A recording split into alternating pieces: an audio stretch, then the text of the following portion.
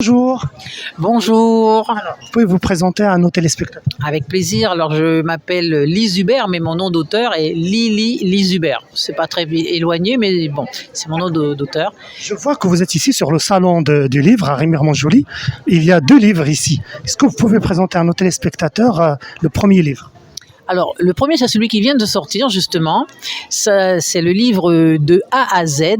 Alors je dis de A à Z pour raccourcir, hein. Et c'est un livre en fait où il y a des poèmes. C'est un abécédaire animalier poétique. Donc on va de la lettre A à la lettre Z. Chaque animal est un animal de Guyane et je donne à ces animaux la parole ou parfois je m'adresse à eux. Et ces animaux donc ils prennent un petit peu notre propre visage et à travers eux, je pense que chacun de nous pourrait se reconnaître ou reconnaître un voisin ou un ami. S'identifier. Exactement. Est-ce que c'est en français, en créole? Alors c'est dans les deux langues, non pas la traduction. Certains poèmes sont écrits en créole, mais je préfère dire en guyanais, et d'autres sont écrits en langue française.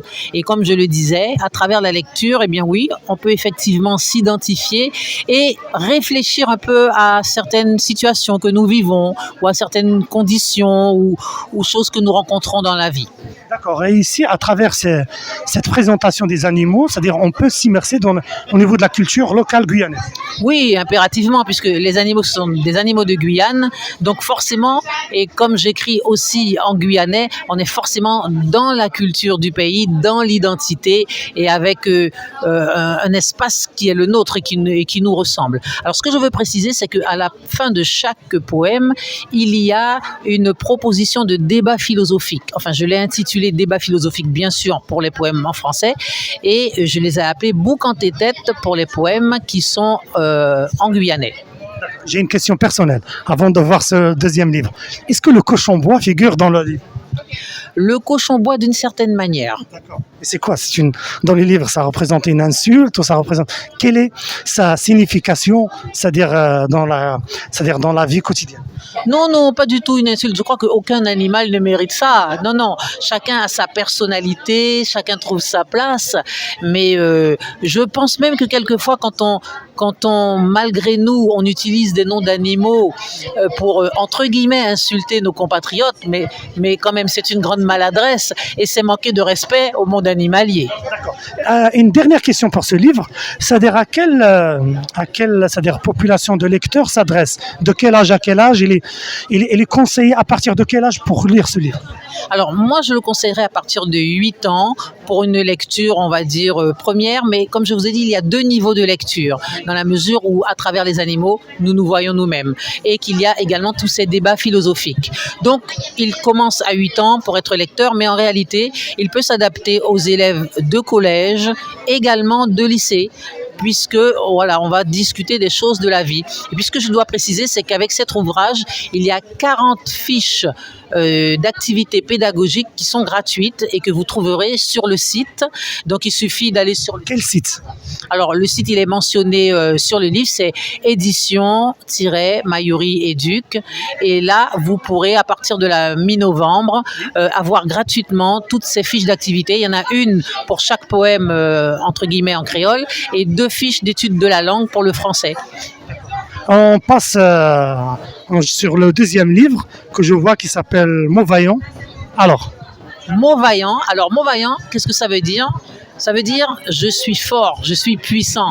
Et en même temps, c'est un jeu de mots avec la langue française, mot, M-O-T, vaillant qui exprime la vaillance. Des mots qui expriment la vaillance, mais en tout cas, dans un premier temps, c'est mot vaillant, c'est exprimer avec force que nous sommes forts, nous sommes puissants et que l'herbe n'est pas plus verte ailleurs. Alors le but, c'était pour moi, dans un premier temps, de donner à nos enfants de la confiance, du courage à travers ce qu'ils sont, à travers leur propre culture. Et c'était à la période du Covid où vous voyez un peu ce que nous avons traversé. Et j'ai estimé qu'il fallait que je transmette ces mots-là aux enfants. Donc j'ai fait les mots vaillants et j'étais enseignante à l'époque. Maintenant, je suis retraitée depuis 3 années. Et avec mes élèves, tous les matins, on avait un rituel de mots vaillants. Madame Hubert, vous avez de la chance d'être à la retraite. De la chance, peut-être pas, j'ai fait ce qu'il fallait pour ça. Et ben, en tout cas, j'utilise tout ce temps maintenant pour écrire. Et justement, les mots vaillants, eh bien, ce sont des poèmes pour rendre nos enfants forts, pour leur donner confiance.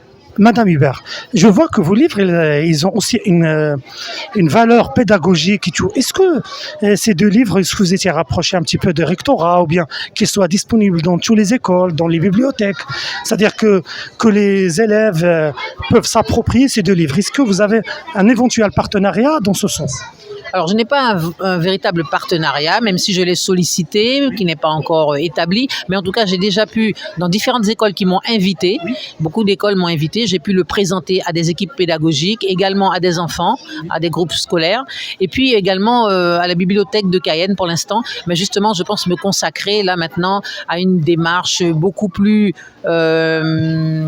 régulière au niveau des écoles et également des bibliothèques. D'accord. Je vois ici qu'il y a une édition qui est Personnel Mailloré Éduc, mais on peut trouver ce livre où en Guyane? Alors, vous pouvez trouver mes livres chez Cultura, et normalement Lettres d'Amazonie. Et puis, vous pouvez me contacter directement. Je vous donne un numéro de téléphone au 06 94 04 05 05. C'est facile à retenir. 05, voilà. Donc, n'hésitez pas à m'appeler ou à me laisser un message WhatsApp. Je me ferai un plaisir de vous répondre et nous pourrons échanger sur mes livres et vous pourrez également les obtenir. Merci beaucoup et je vous souhaite bon fin de salon du livre. Merci à vous, merci bien et à une prochaine fois. Au revoir.